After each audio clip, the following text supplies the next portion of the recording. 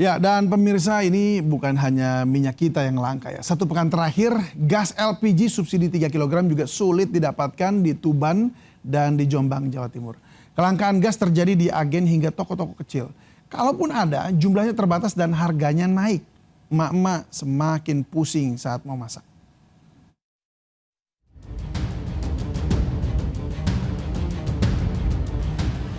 Puluhan warga didominasi emak-emak terpaksa antre berjam-jam demi bisa beli gas LPG subsidi 3 kg di Tuban, Jawa Timur. Antrean terjadi di sejumlah toko pengecer, salah satunya di Jalan Panglima Sudirman, Kelurahan Karangsari. Menurut warga, LPG melon ini sulit didapatkan sejak sepekan terakhir, membuat para ibu sulit memasak.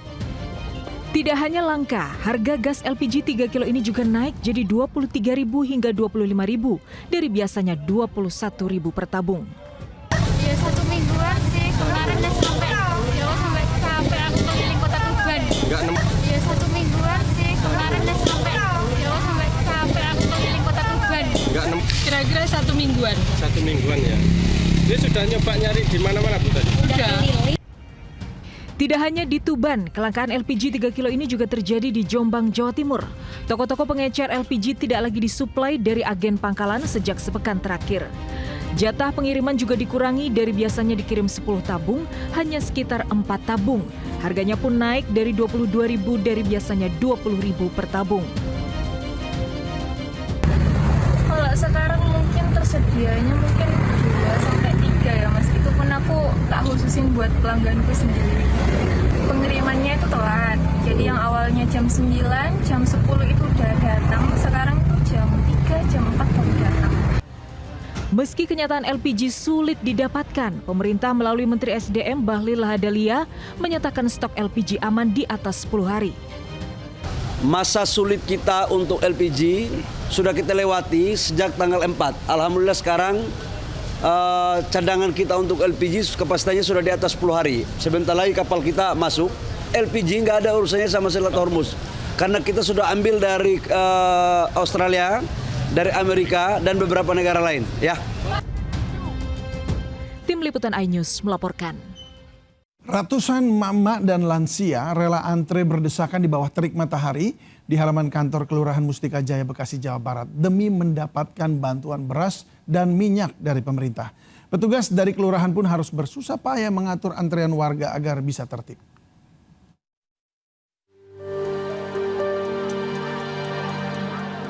Antrian ratusan warga yang didominasi emak-emak dan lansia ini sudah mengular sejak pagi untuk mendapatkan bantuan beras dan minyak di depan kantor Kelurahan Mustika Jaya, Kota Bekasi.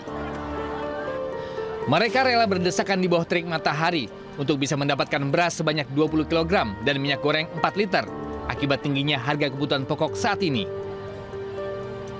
Salah satu warga yang datang ke lokasi mengaku harus antri berjam-jam dan bergantian dengan anaknya agar tidak terlalu kelelahan.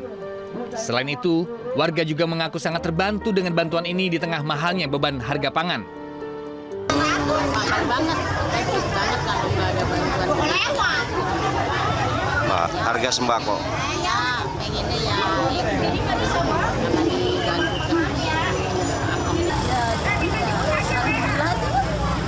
Bu, sembako di luar gimana Bu harga? Mahal. Apa Bu yang mahal? apa aja sih naik sekarang. Selain program bantuan pangan yang sangat membantu, warga juga berharap pemerintah Kota Bekasi bisa menurunkan harga-harga bahan pokok yang hingga kini terus melambung tinggi. Dari Bekasi, Jawa Barat, Rahmat Hidayat, iNews melaporkan. Naik hingga saat ini.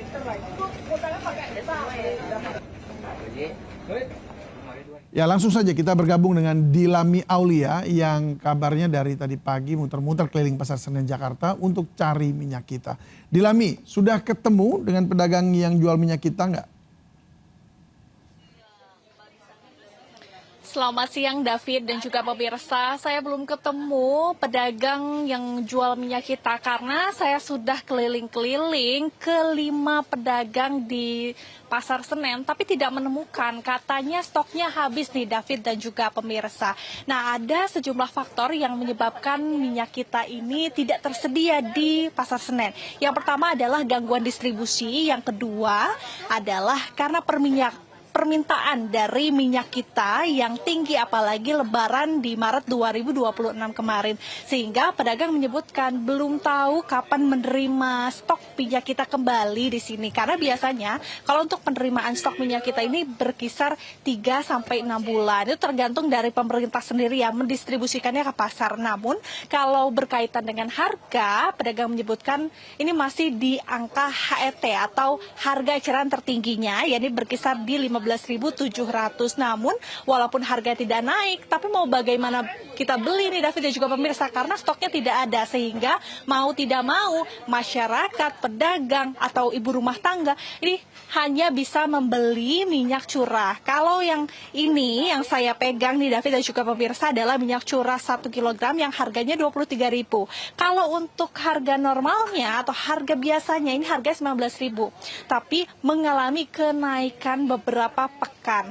Kemudian ada juga minyak bermerek ya, harganya juga tidak kalah naik. Untuk 2 liter harganya 43.000. Awalnya harganya ini hanya Rp39.000. Sehingga kalau kita lihat kenaikannya bisa di angka Rp4.000 hingga Rp5.000. Siapa yang tidak marah di David dan juga pemirsa, karena kalau kami berbincang dengan para pedagang, kemudian dengan para ibu rumah tangga, mereka cukup kecewa begitu ya dengan kenaikan harga ini. Namun tidak bisa dipungkiri bahwa kenaikan harga dari minyak kita, kemudian juga dari minyak curah ini tinggi karena memang bahan baku dari plastiknya juga tinggi, sehingga barang-barang yang harus dikemas dengan plastik ini juga ikut naik.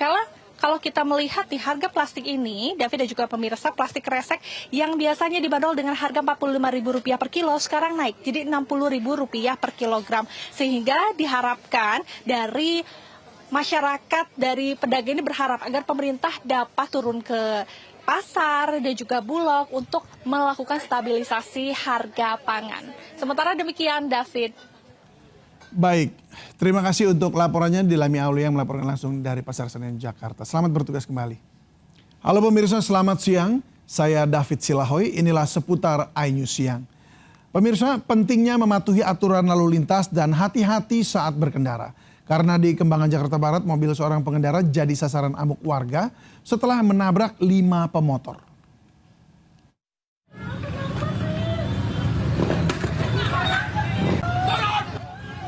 Sebuah minibus jadi sasaran amuk warga dan pengendara di kawasan Joglo Kembangan, Jakarta Barat. Warga geram karena sopir minibus berupaya kabur usai menabrak 5 pemotor. Menurut saksi, sopir minibus melaju dari arah Kreo, Tangerang menuju Joglo, Jakarta Barat. Namun di perempatan lampu merah, sopir minibus hilang kendali hingga menabrak 5 pengendara motor. Karena dianggap tidak bertanggung jawab, warga geram dan menghakimi pelaku. Nggak tahu itu supirnya. Tahu nabrak aja gitu. Ya udah nabrak, mundur, nabrak lagi ngantem, dar aja. Kacau ya.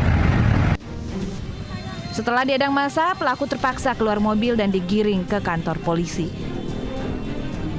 Dari Jakarta, Miftahul Gani, iNews melaporkan. Bagi para orang tua, jangan lengah menjaga buah hati Anda. Di Kembangan, Jakarta Barat, seorang balita 4 tahun tewas setelah tercebur masuk saluran air saat main hujan-hujanan. Detik-detik korban terseret arus deras terekam CCTV.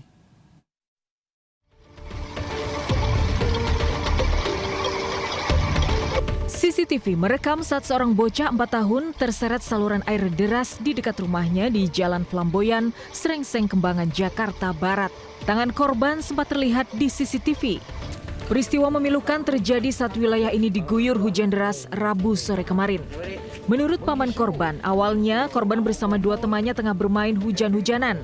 Lolos dari pantauan orang tua, bocah balita ini terpeleset dan terbawa derasnya arus saluran air.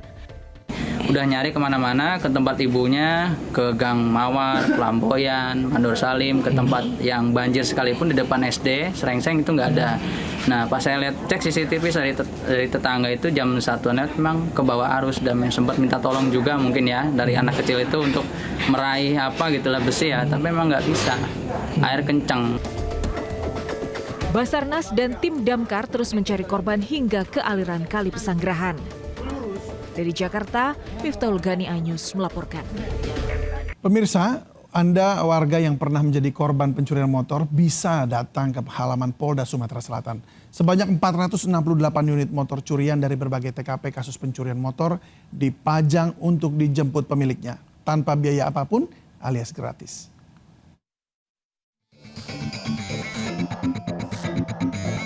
Ratusan warga berbondong-bondong mendatangi halaman Polda Sumatera Selatan sambil membawa surat kendaraan sebagai barang bukti kepemilikan untuk mendapatkan motornya kembali. Total, ada 468 unit kendaraan motor maupun mobil dipamerkan dari berbagai kasus curanmor di wilayah Sumatera Selatan. Polisi berharap hasil pengungkapan kasus ini bisa menjadi obat bagi warga yang pernah kehilangan kendaraannya. Sementara itu, warga yang mengetahui motornya sudah ditemukan sangat senang dan langsung mengambil kendaraannya. Salah satu warga mengaku kehilangan motornya saat diparkirkan di halaman masjid. Motor udah nggak ada. Cek CCTV? Iya, motor udah nggak ada. Oke, dengan adanya ini Pak, Langsung lapor ke motornya dapat ini gimana? Alhamdulillah, terima kasih kepada jajaran Polres Banjarmasin khususnya karena sudah berusaha keras untuk mendapatkan motor saya kembali. Tidak semua warga yang datang bisa menemukan motornya yang hilang.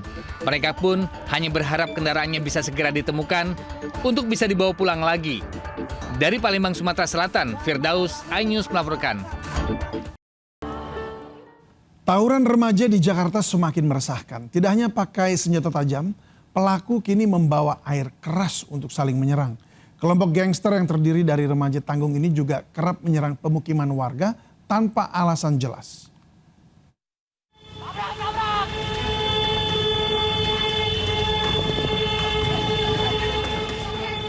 Sambil membawa senjata tajam, sekelompok remaja menyerang permukiman warga Guji Baru, Duri Kepa, Kebonjeruk, Jakarta Barat dini hari tadi.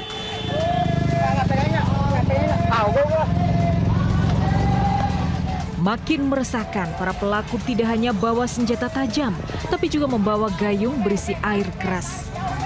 Mereka berlari masuk ke permukiman dan menyiramkan air keras ke arah warga.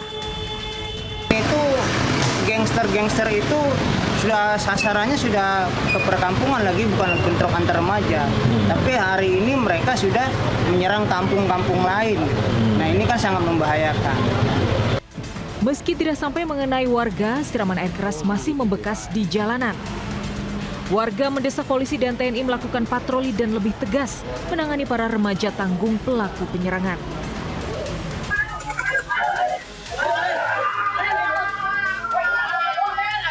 Sementara itu, di Sawah Besar, Jakarta Pusat, dua kelompok remaja bermasker terlibat tawuran di depan Rusun Karanganyar, Sawah Besar, Jakarta Pusat. Dua kelompok remaja saling serang menggunakan senjata tajam, batu, dan petasan. Seorang petugas keamanan rusun yang mencoba membubarkan tawuran justru nyaris jadi sasaran pembacokan. Memang sering atau? Oh sering, kalau bisa tolong dikontrol di wilayah sini. Karena sasarannya pasti dari ujung sana sampai ujung sini. Itu kadang-kala suka cari sensasi aja gitu. Mungkin nggak tahu buat konten, tapi kan membahayakan walaupun konten itu. Warga meminta polisi rutin berpatroli lantaran tawuran kerap terjadi hingga 3 kali dalam sepekan. Tim Liputan iNews melaporkan. Dua bangunan yang dijadikan rumah makan dan mes karyawan hangus dilalap api di Jalan Rumah Sakit Fatmawati Raya, Pondok Labu, Jakarta Selatan pada dini hari tadi. Kebakaran sempat membuat panik warga karena berada di kawasan padat penduduk. Kobaran api melalap bangunan rumah makan yang buka 24 jam di Jalan Rumah Sakit Fatmawati, Pondok Labu, Cilandak, Jakarta Selatan. Api juga menghanguskan lantai 2 bangunan yang digunakan sebagai tempat tinggal karyawan rumah makan. 42 petugas damkar Jakarta Selatan segera melokalisir api agar tidak terjadi perambatan. Api bisa dijinakkan setelah 1 jam melalap dan mengerahkan 11 unit mobil damkar. Dugaan sementara penyebab kebakaran dipicu hubungan arus pendek listrik. Meski tidak ada korban dalam kebakaran, namun kerugian ditaksir ratusan juta rupiah. Ya, sementara di kawasan Jalan Akordion Kelapa Gading, Jakarta Utara, motor hangus dilalap api saat dibawa pemiliknya usai menjalani perbaikan di bengkel. Percikan api muncul pertama kali dari bagian mesin, lalu melalap seluruh bagian motor hingga membuat panik pemilik dan meminta pertolongan warga. Besarnya api membuat sejumlah pengendara yang melintas ketakutan dan memilih berhenti. Sementara sejumlah warga berupaya memadamkan api dengan alat seadanya. Dugaan sementara kebakaran akibat arus pendek pada bagian kelistrikan. Sedang serius mengikuti ujian, murid SMPN 201 Jakarta dikejutkan dengan suara ledakan. Ledakan ternyata berasal dari gardu listrik di dalam gedung sekolah.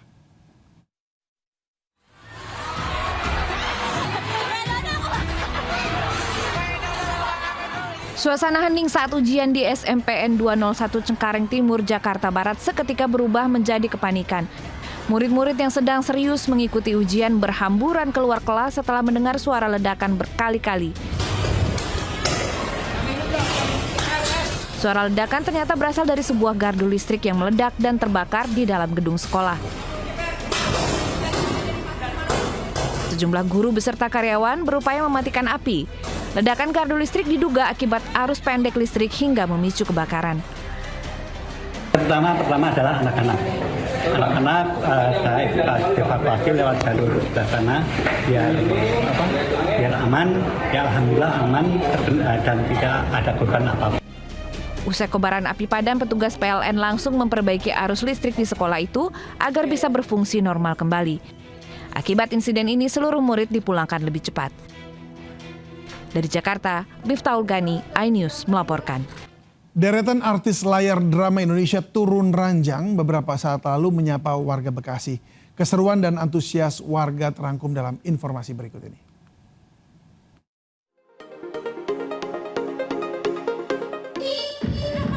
Artis pendukung sinetron turun ranjang menyapa penggemar di beberapa daerah, salah satunya di Bekasi. Kebahagiaan dan antusias penggemar tak terbendung ketika bertemu langsung dengan idola mereka, Rachel Nesya yang berperan sebagai Naza, Samuel Zebwin yang berperan sebagai Albi, dan juga Gunawan Sudrajat sebagai Wira.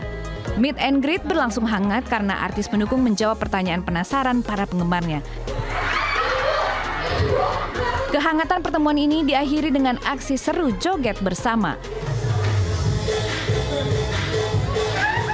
Bagi Anda yang penasaran dengan drama romantis Turun Ranjang, jangan lewatkan penayangannya setiap hari mulai pukul 20.15 waktu Indonesia Barat di RCTI. Setiap hari jam 20.30 di RCTI channel 24 ada di RCTI.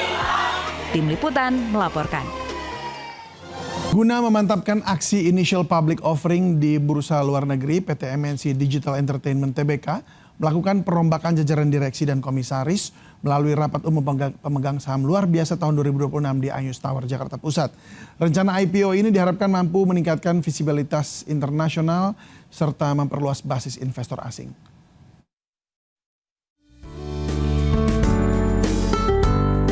PT MNC Digital Entertainment Tbk sukses melaksanakan rapat umum pemegang saham luar biasa tahun 2026 yang digelar di MNC Conference Hall iNews Tower, Jakarta Pusat. Salah satu agenda rapat yakni perubahan susunan direksi dan komisaris untuk memperkuat struktur tata kelola perusahaan menjelang listing di bursa luar negeri.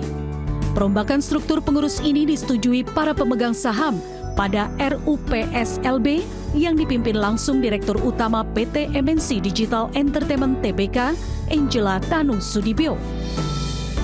Melalui rencana pencatatan ini, perseroan berharap dapat meningkatkan visibilitas internasional serta memperluas basis investor MSIN dengan menjangkau lebih banyak investor institusional maupun investor retail di pasar global. Angela Tanu Sudibyo optimis dengan semakin luasnya profil investor serta dukungan likuiditas pasar yang kuat di perseroan, ekspansi ke pasar modal internasional dapat meningkatkan likuiditas perdagangan saham serta memberikan nilai tambah yang berkelanjutan bagi seluruh pemegang saham. Dari Jakarta, Rizky Anwardi, iNews melaporkan. Kami akhiri jumpa kita siang ini. Saya David Silahoy dan kru yang bertugas berterima kasih atas kebersamaan Anda. Tetap semangat dan sampai jumpa.